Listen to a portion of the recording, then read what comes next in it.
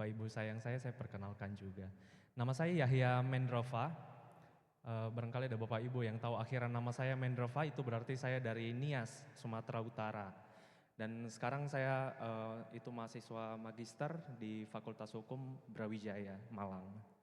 Nah Bapak Ibu, kesaksian yang saya mau bawa hari ini itu tidak datang dari saya sendiri, tapi itu cerita yang terjadi pada zaman papa mama saya itu masih di Jawa Timur, masih pelayanan di Malang dan masih pelayanan di Jember pada saat itu. Nah ayah saya itu datang dari Nias, Sumatera Utara, sedangkan ibu saya itu dari Jember, di desa Mlokorejo, kalau misalnya Bapak Ibu tahu, di Kabupaten Jember. Nah, ayah saya itu sekolah teologi sebelumnya, dia lulusan S1 teologi di STT Salem, Malang. Dan pergejolakan di Malang itu membuat dia bertemu dengan ibu saya yang notabene pada saat itu berbeda agama dengan ayah saya. Nah, singkat cerita saya tidak mau bercerita bagaimana mereka ketemu dan kemudian bagaimana kemudian mereka bisa berpacaran dan akhirnya menikah, itu juga satu cerita sendiri.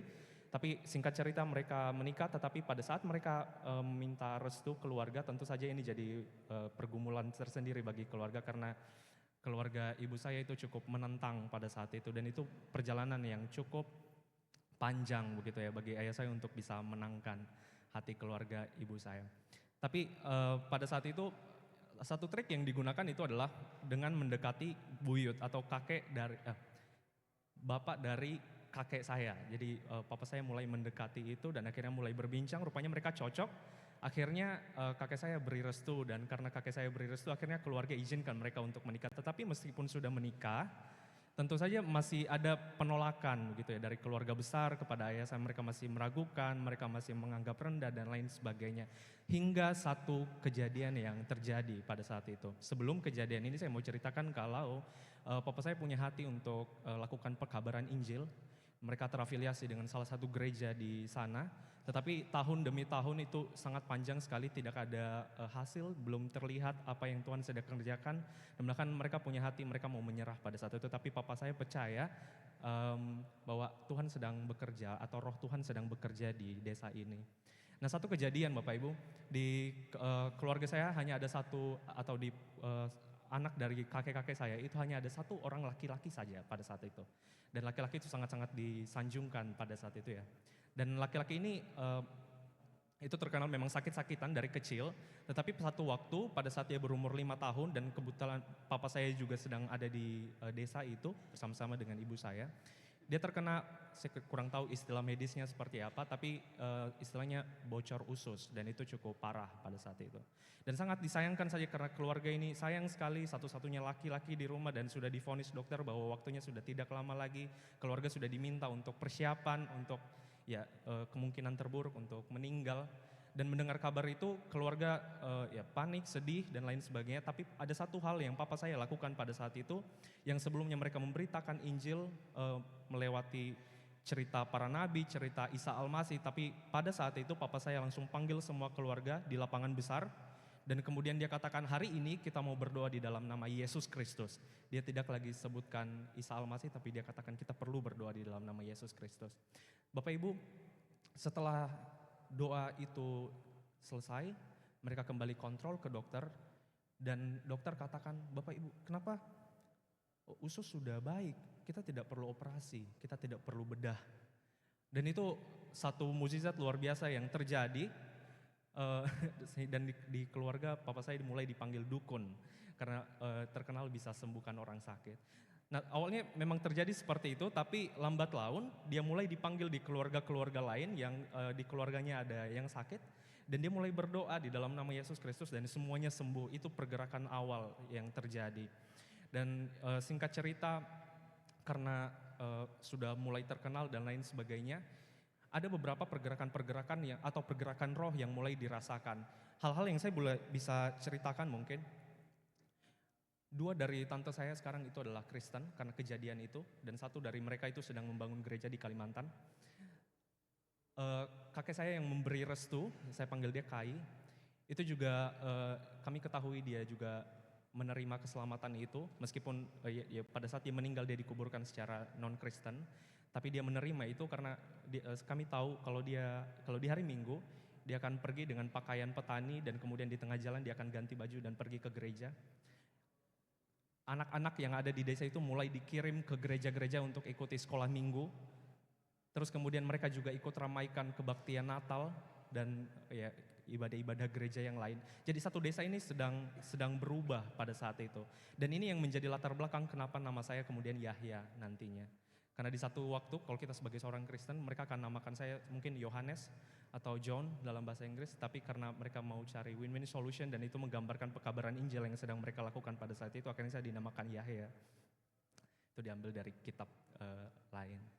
Nah, tapi ini satu hal gitu. Jadi papa saya mulai dari iman bahwa dia bisa ada pergerakan roh yang terjadi di desa ini dan akhirnya Tuhan realisasikan. Tetapi Bapak Ibu, saya tidak mau hanya menceritakan bagian yang baik saja gitu, terdengar luar biasa sekali gitu ya. Tetapi ada bagian-bagian di mana mereka gagal juga. Yang pertama, mereka sangat papa mama saya bergumul dengan ekonomi pada saat itu dan kemudian karena mereka terafiliasi dengan gereja, terus kemudian mulai crash dengan gereja. Ada politik gereja dan dia mulai didepak dari gereja. Ada pelayanan sebelumnya ada pelayanan di Wagir di mana dia dikeluarkan juga. Ada pelayanan di Bali yang dia didepak juga. Akhirnya Bapak Ibu, saya perlu akui bahwa bapak saya mulai meninggalkan pelayanan ini akhirnya. Dia minta mama saya untuk kembali ke Nias. Akhirnya mereka tinggal di Nias pada saat ini. Tapi ya hasil pelayanan mereka yang mereka lakukan kurang lebih 5-6 tahun itu masih ada di Jember, di tempat nenek saya. Kalau saya main ke sana saya juga sering tanya mereka dan rupanya itu benar. Ini kisah yang selesai di mereka pada masa mereka tinggal di sini. Dan tidak hanya berhenti di sana, papa mama saya mulai persiapkan anak-anaknya juga untuk punya kisah yang sama. Kami ada 3 bersaudara, salah satu dari saudara saya itu ada di sini, Pandra namanya. Ya dari kecil kami mulai dipersiapkan untuk itu.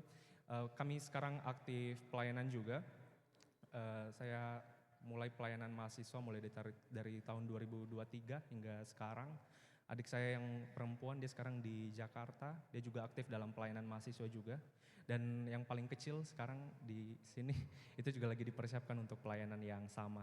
Jadi yang saya mau ceritakan pada saat itu Tuhan sudah kerjakan bagiannya di bagian mereka. Papa mama saya memang gagal tapi mereka persiapan kami kembali untuk masuk ke lingkungan ini. Mungkin begitu Ibu Vero, terima kasih.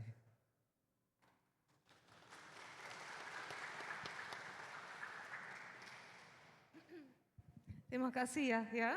Sekarang kita sudah mulai lihat selalu ada pengharapan dan kita mau buka Alkitab, kita mau masuk ke dalam firman Tuhan dan kita akan baca dari 1 Petrus pasal 1 ayat yang pertama sampai dengan ayat yang ke-12. Nah, tadi kita sudah lihat mahasiswa dan kami. Sekarang kami mau lihat jemaat, ya, karena hari ini atau besok kita rayakan hari ulang tahun yang ke-81. Nah, semangat 45 masih ada atau tidak? Saya harap masih ada. Itu sebabnya saya minta firman Tuhan kita baca bersama-sama. Dan saya minta kaum bapa membaca ayat-ayat yang ganjil dan kaum ibu atau wanita membaca ayat-ayat yang genap. Sesudah saya hitung 1, 2, 3. Tapi dengan semangat 45 dan bersatu seperti di dalam lagu kebangsaan Indonesia. Ya, kita buka 1 Petrus pasal 1 ayat yang pertama sampai dengan ayat yang ke-12. Baik, bapak-bapak, kaum laki-laki ayat-ayat yang ganjil dan kaum wanita ayat-ayat yang genap. 2, 3. Dari Petrus, Rasul Yesus Kristus kepada orang-orang pendatang yang tersebar di Pontus, Galatia, Kapadokia, Asia Kecil dan Bitinia.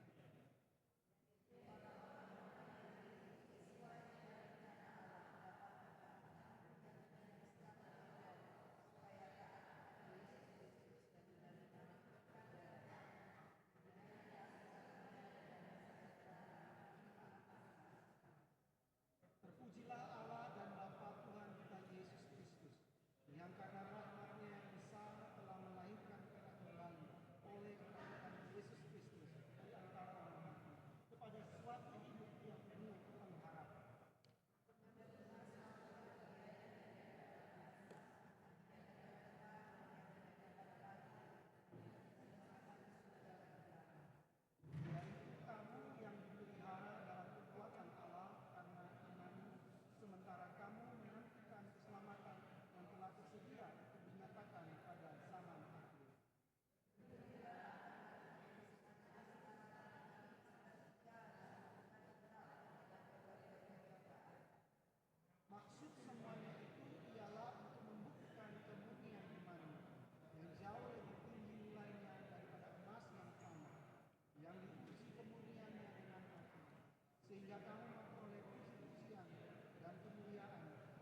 keselamatan pada hari Yesus Kristus menyatakan dunia.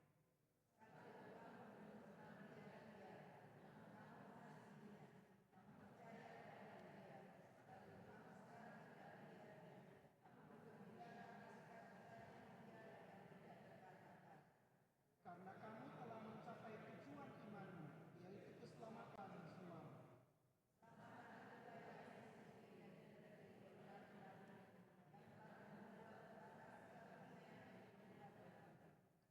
Dan mereka bagaimana yang dimaksudkan oleh Roh Kristus yang ada dalam mereka, yaitu Roh yang sebelumnya memberi kesaksian tentang segala penderitaan yang akan menimpa Kristus, tentang segala kemuliaan yang menyusul sesudah itu.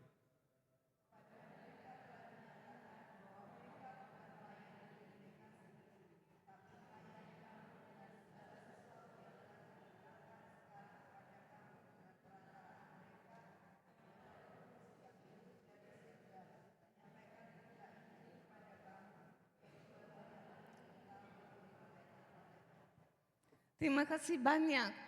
Kalau kita masa kini lihat kanan kiri, kita lihat medsos atau kita lihat keluarga besar, sering sekali kita berjumpa dengan banyak masalah. Dan supaya kita tidak terus-menerus khawatir, kita disuruh untuk positive thinking. Oh, jangan pikir negatif, ya coba lebih baik dan sebagainya. Positive thinking mungkin bisa menolong kita untuk sesaat, tetapi biasanya nanti kekhawatiran kita tetap muncul. Karena ini sebenarnya sering sekali positive thinking tidak menolong kita. Walaupun kita berjuang untuk berpikir positif, itu agak sulit. Tapi kalau kita tadi baca firman Tuhan dari surat Petrus, Petrus memberi solusi yang berbeda. Dan ini kita mau lihat bersama-sama. Kalau kita lihat, Petrus katakan untuk tidak tenggelam di dalam masalah ini, supaya tetap ada harapan, kita perlu iman kepada Tuhan Yesus yang harus menjadi dasar untuk harapan kita. Itu kita tadi baca di ayat yang pertama sampai dengan ayat yang kelima. Petrus menulis surat bukan ke orang yang sedang hidup dalam keadaan nyaman di Yerusalem, ekonomi bagus, keluarganya semua bergumul, tidak bergumul, melainkan Petrus menulis surat kepada orang-orang yang harus tinggalkan kampung halaman mereka karena iman mereka. Karena mereka ditekan, mereka diusir, mereka harus tinggal di lingkungan. Dan kalau kita baca nama-nama daerah, itu bisa dikatakan hampir semua daerah Asia Kecil. Mereka tinggal di situ, mereka ditekan, mereka bergumul, tidak selalu seluruh keluarga tinggal pada tempat yang sama. Tetapi Petrus katakan, menulis kepada mereka hal seperti ini. Jangan kalian lupa siapakah kalian. Kalian dipilih oleh Allah Bapa. Allah Bapa di surga yang adalah pencipta langit dan bumi. Tetapi dia bukan hanya pencipta saja. Dia Aba. Aba itu panggilan orang Yahudi untuk ayah yang mereka sayangi, yang mengerti, yang luar biasa. Berarti Petrus mau bawa orang-orang dalam pergumulan berat, ingat siapakah mereka, siapakah kita. Kita adalah orang yang memiliki Allah yang hidup, Allah yang adalah Bapa kita, dan yang memberi Roh Kudus kepada kita, kepada orang yang percaya. Tanpa Roh Kudus kita tidak bisa percaya. Kita bisa pikir, atau kita mulai positive thinking secara Kristen. Oh, hari ini oke, besok tidak. Tapi Roh Kudus yang dikasih kepada kita itu menolong kita untuk sungguh-sungguh memahami dan menolong kita untuk hidup sebagai orang Kristen. Itu sebabnya Petrus katakan, kalian dikuduskan untuk taat dan menerima percikan darah Kristus. Petrus katakan, jangan lupa, kita dikhususkan, tidak disamakan dengan semua orang, supaya kita hidup taat kepada firman Tuhan. Taat apa yang sudah disampaikan di perjanjian lama, bahwa nanti ada Mesias yang menderita, yang memimpin, yang bisa mengampuni. Dan ini mereka pendatang-pendatang yang dapat surat ini, mereka mengerti.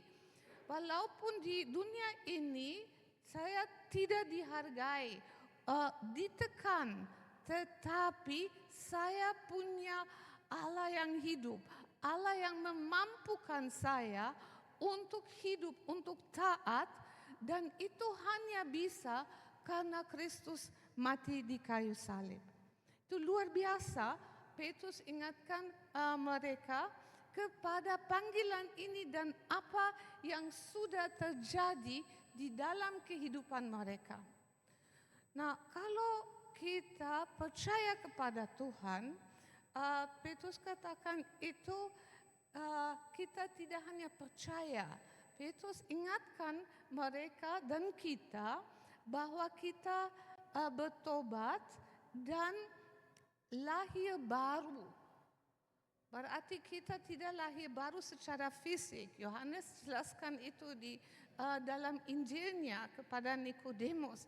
Tetapi hati, pikiran, dan kepribadian kita itu lahir baru supaya kita sungguh-sungguh baru. Tidak lagi dengan alasan yang lama berputar tentang diri sendiri, mau urus diri sendiri, dan sebagainya. Sesuatu yang baru mulai. Kalau kita berkunjung ke orang yang baru melahirkan dan kita lihat bayi yang munggil ini, itu kita, wah, luar biasa. Ya, pasti banyak di antara kita sudah mengalami itu sendiri. Banyak ibu yang sudah melahirkan atau banyak bapak yang sudah menjadi seorang ayah, itu bisa memahami lahir baru, ada sesuatu, satu harapan baru. Dan Petrus katakan kepada mereka, hei kalian jangan kehilangan harapan itu. Kalian tidak sama lagi, ya. Dan itu luar biasa. Ini pertobatan ini, menerimaan Roh Kudus dan kelahiran baru, itu dasar pengharapan. Tidak mungkin bahwa Tuhan tidak menolong. Itu kita pada waktu kita mulai percaya kepada Tuhan, itu mulai sesuatu baru, ada harapan baru.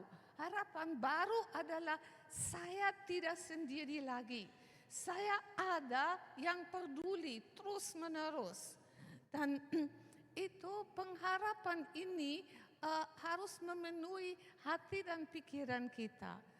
Pengharapan ini kita selalu dapat sebagai peringatan kalau kita tenggelam di dalam firman Tuhan atau berakar dalam firman Tuhan. Baik kalau kita baca itu atau kalau kita ke gereja, itu luar biasa. Tetapi itu bukan, Petrus tidak hanya katakan, oh kalian lahir baru, ada pengharapan dan sebagainya. Dia masih tekankan satu hal yang sering kita lupa. Itu warisan yang kita miliki di dalam iman itu. Dan warisan itu luar biasa. Warisan ini tidak cemar, tidak berlalu seperti bunga yang kita beli yang awalnya bagus, sesudah itu tidak lagi, tidak seperti ini. Harapan baru yang kita punya adalah dosa sudah diampuni, itu kita tidak perlu peduli lagi karena Tuhan mati di kayu salib. Tuhan memberi jaminan, kamu tidak sendiri dalam urusan sehari-hari. Aku bersama-sama. Aku sudah buka pintu ke Bapa di surga, Aba itu, dan itu Kehidupan di dunia ini adalah untuk persiapan untuk nanti hidup bersama-sama dengan Tuhan. Itu luar biasa. Kita punya warisan, kita punya keyakinan, kita punya kepastian kalau kita percaya kepada Tuhan, kita nanti hidup bersama-sama dengan Tuhan.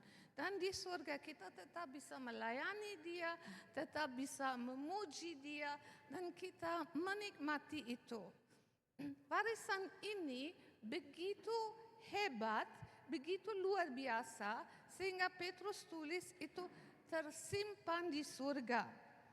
Kalau kita di dunia ini punya hal yang penting atau seperti itu, mungkin baju yang sangat bagus, baju daerah yang mahal, kita juga tidak pakai itu kalau kita ke ladang atau kita kerja di dapur atau kita kerja di bengkel atau di toko. Ini kita simpan untuk hari yang khusus, di mana itu bisa ditampilkan dengan luar biasa. Warisan kita itu luar biasa, itu lebih daripada baju yang khusus dan cantik. Itu sebabnya itu tersimpan di dalam surga dan dipelihara dalam kekuatan Allah melalui iman dari kuasa Allah sampai akhir zaman. Kalau kita simpan baju dan kita tidak simpan baju kita yang bagus dengan baik, nanti ada rayap atau semut yang akan makan itu atau ada itu berjamur atau seperti ini. Walaupun kita sangat hargai itu, tetapi warisan kita, iman kita ini itu tersimpan dengan kekuatan Allah. Itu pasti tidak akan berlalu, pasti tidak akan hilang dari kita. Karena Tuhan jamin, Tuhan katakan aku yang kuat. Tuhan yang adalah Allah Bapa Aba kita yang menciptakan langit dan bumi. Dan Dia simpan itu untuk kita. Itu luar biasa, kita punya harapan ini. Harapan ini itu hanya kita miliki. Tidak ada di agama yang lain. Dan juga tidak di agama yang seperti tadi Kak Yahya ceritakan. Banyak orang datang dalam pergumulan ke Allah kita yang hidup itu. Dan tertolong. Sehingga pada pagi hari ini kita harus bertanya diri kita.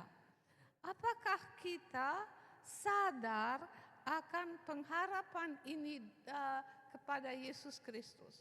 Atau di dalam kehidupan sehari-hari kita masih pakai lifestyle yang lama.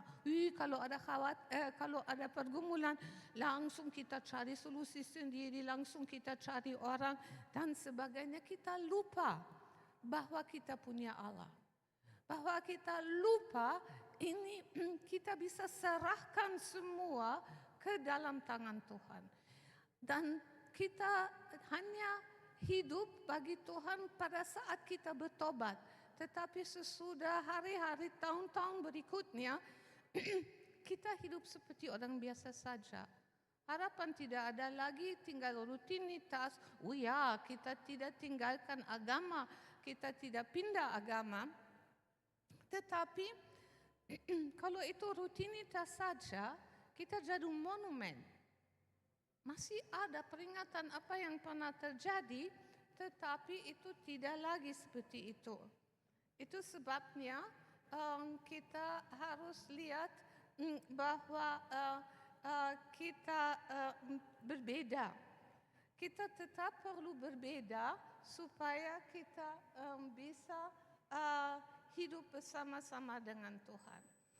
Ini penting sekali. Mari kita ambil sesaat saja untuk melihat apakah kita masih on track, masih dalam perjalanan dengan Tuhan, dengan iman yang Tuhan percayakan kepada kita. Nah, kalau kita percaya kepada Tuhan, Petrus katakan hal yang kedua. Hal yang kedua adalah apakah kita hidup sesuai dengan harapan itu. Tuhan memberi harapan ini dalam penderitaan yang dihadapi. Itu ayat yang ke-6 sampai dengan ayat yang ke-8. Di dalam ayat-ayat ini, Petrus katakan, memang kita punya harapan yang luar biasa, tetapi kita masih tinggal di dunia ini. Dunia ini tidak sempurna. Dunia ini tidak akan sempurna karena dunia ini di bawah kuasa gelap dan di bawah kuasa iblis. Dosanya masih ada walaupun Tuhan sudah siapkan kemenangan final itu.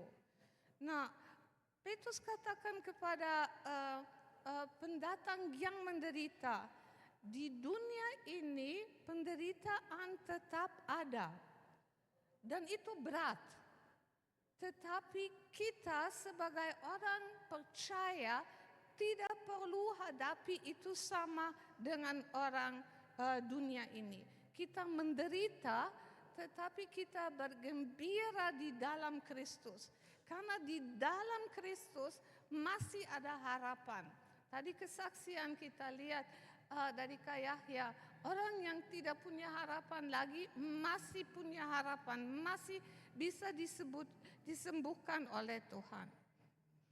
Nah, ini penting sekali bahwa kalau kita hadapi tantangan atau pergumulan yang berat, kita punya harapan yang lebih besar, harapan yang lebih daripada penderitaan saja. Luar biasa, dan itu untuk pergumulan apa saja. Apakah itu pergumulan ekonomi dan sekarang ekonomi kita tahu goncang, apakah ada itu pergumulan keluarga di mana kita hadapi relasi yang sulit atau apapun ya, Tuhan itu bersama-sama dengan kita. Dan karena kita adalah anak Tuhan, sudah lahir baru, Tuhan tidak akan mengabaikan kita. Itu luar biasa. Dan kalau kita tanya kenapa kita tetap mengalami penderitaan, karena Tuhan mau memurnikan iman kita. Memang kita lahir baru, ya, tetapi seperti anak bayi yang kecil itu akan bertumbuh. Dia perlu belajar. Iman kita juga perlu dimurnikan dari pikiran yang salah, dari tindak lakuan, dari pola hidup yang salah, sampai kita makin mirip Tuhan. Kita pemuridan adalah kita dalam proses untuk menjadi fotokopi Tuhan Yesus. Dan prosesnya tidak akan selesai seperti kalau perak itu dimurnikan di dalam api, itu biasanya selesai kalau tukang perak itu bisa melihat, bisa angkat bagian yang dimurnikan ini dan dia bisa melihat wajahnya tanpa noda. Itu baru finish, itu baru perak baik atau murni atau emas murni. Tuhan izinkan itu di dalam kehidupan kita supaya kita bertumbuh dalam iman, supaya kita makin sadar, wow, saya sungguh-sungguh diampuni di dalam Kristus. Saya tidak perlu hidup dengan dosa, tidak perlu depresi lagi. Saya sungguh-sungguh anak Tuhan. Tuhan intervensi.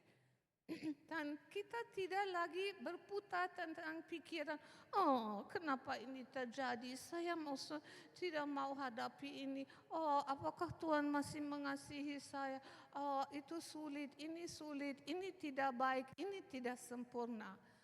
Tuhan izinkan ini, dunia yang tidak sempurna itu, supaya kita dimurnikan, makin percaya Tuhan, makin lihat siapakah Tuhan sebenarnya, dan makin menjadi fotokopi. Noda-noda yang terakhir itu bisa dihapus. Saya mau memberi satu contoh dari Dr. Helen Roseveare. Dr. Helen Roseveare adalah seorang dahulu almarhum sekarang misionaris bersama-sama dengan saya dengan Wake International. Itu badan misi kami. Itu namanya Wake International We Care, kami peduli. Badan misi sudah 113 tahun, tapi belum pensiun, masih pelayanan juga di Indonesia. Dan Helen Roseveare itu awalnya abad yang lalu badan misi masih muda sekali. Dia diutus sebagai dokter ke Zaire sekarang. Dulu itu Kongo yang dijajah oleh Belgia. Nah, di Kongo itu dia sendiri di satu wilayah yang sebesar Jawa Timur sebagai dokter. Tidak ada dokter lain. Dan kita bisa bayangkan bagaimana sulitnya dan bagaimana sibuknya Dr. Helen. Tetapi karena situasi Kongo itu, negara itu mau merdeka, tidak seperti di Indonesia, itu sangat sulit dan ada peperangan persaudaraan karena suku. Dan klinik mereka itu di daerah yang sangat diperjuangkan. Dan Dr. Helen itu beberapa kali diperkosa oleh tentara dan juga oleh orang yang dia pernah tolong. Kita bisa bayangkan traumanya.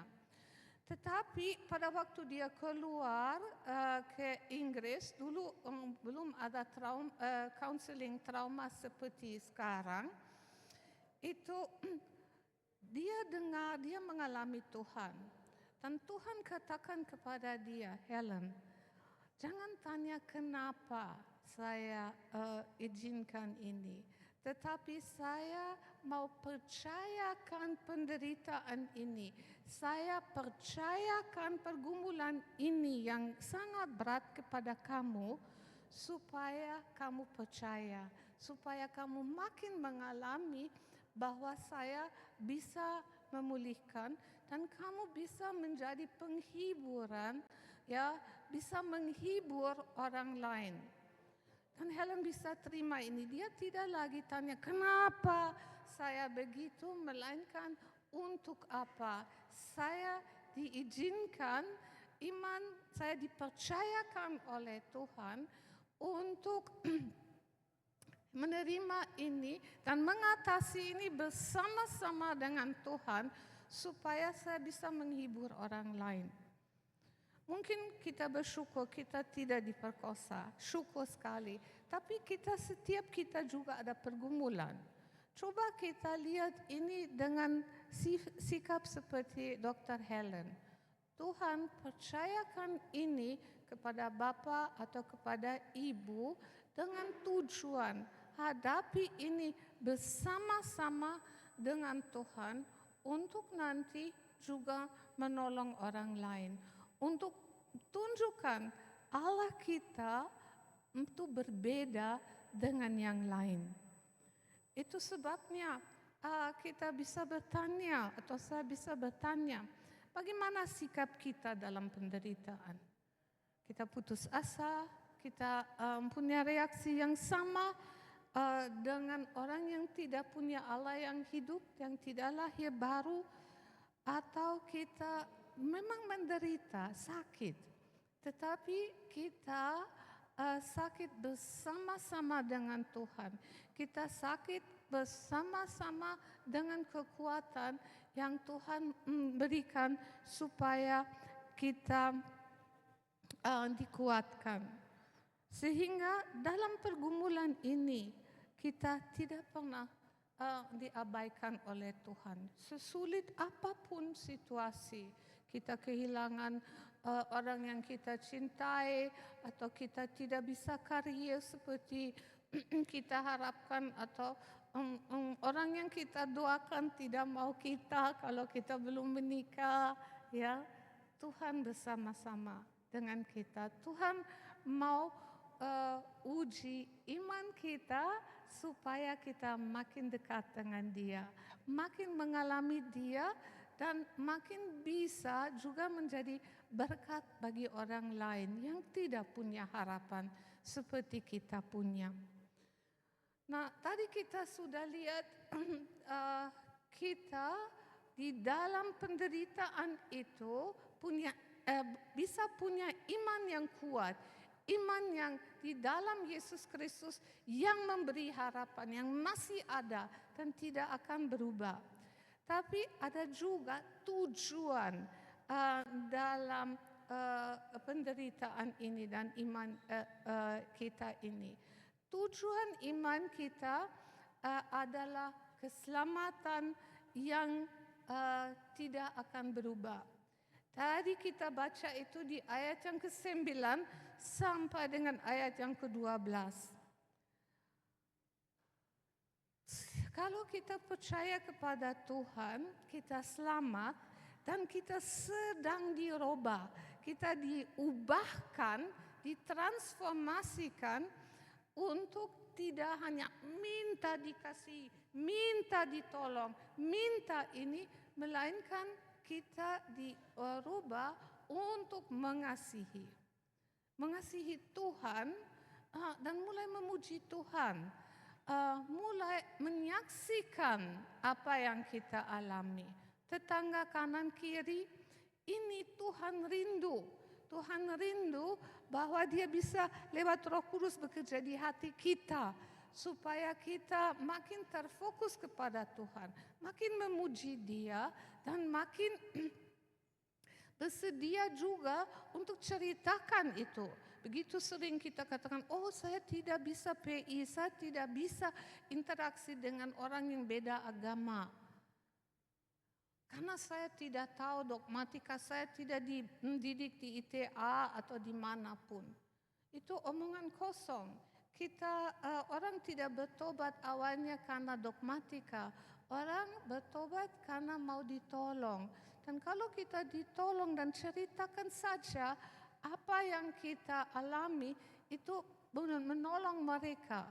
Keselamatan adalah tujuan iman untuk seterusnya. Kita selalu ingat, kita bukan pusat dunia. Tidak semua harus semaunya kita, walaupun sulit kita bergumul dengan itu. Tetapi kita pusat kasih Allah yang selalu penuh dengan harapan itu.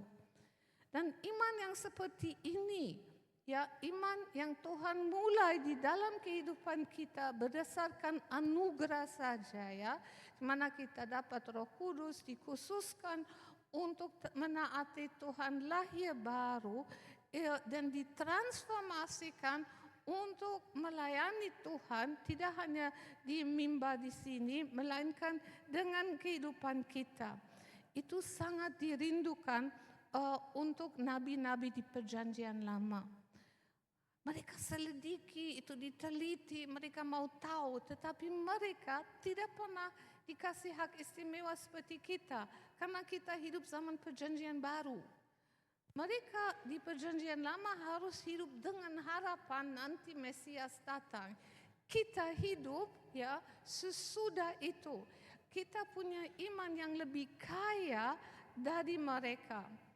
Dan sebenarnya mereka di Perjanjian Lama ingin diketahui iman ini, mereka ingin tahu. Bukan hanya nabi-nabi manusia yang hidup pada waktu Perjanjian Lama. Malaikat-malaikat pun tidak alami ini. Karena mereka tidak berdosa dan tidak lahir baru. Itu luar biasa. Mari kita lihat bahwa kita perlu lihat bahwa kita selalu punya satu tujuan itu. Tujuan itu adalah keselamatan kita yang percaya, yang sudah Tuhan mulai dan Tuhan memungkinkan karena mati di kayu salib. Itu sebabnya sebagai kesimpulan kita lihat dalam penderitaan selalu ada harapan. Selalu ada harapan. Karena itu luar biasa. Karena yang pertama, kita punya dasar yang kuat, fondasi yang kuat. Dan fondasi itu bukan kemampuan kita, fondasi adalah Kristus, Yesus Kristus. Dan pergumulan apapun, dan itu bukan omongan kosong dan iklan, yang kita hadapi, itu kita bisa hadapi ini dengan harapan. Aku tidak sendiri, aku ditolong. Karena iman yang kepada Yesus yang kuat, iman yang di dalam kehidupan saya harus bertumbuh dan makin dimurnikan. Tetapi pasti dengan satu tujuan. Tujuan itu bukan supaya kita diketahui, melainkan supaya kemuliaan hanya bagi Tuhan saja.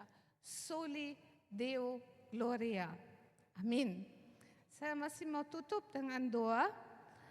Tuhan, kami datang kepada Engkau, inilah kami.